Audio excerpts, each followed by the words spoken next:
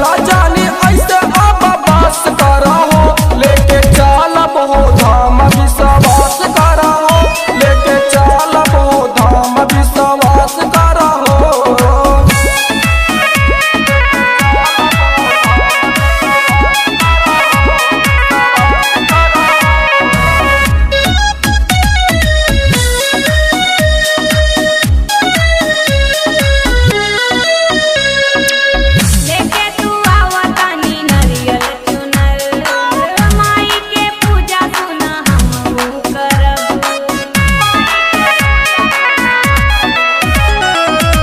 सुना ए साली तानी धीरज धरा, घरई में देवी माई के पूजा करा।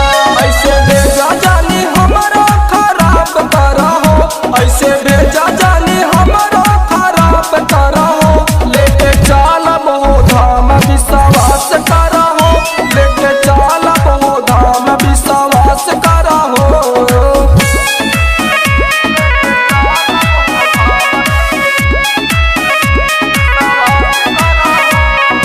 DY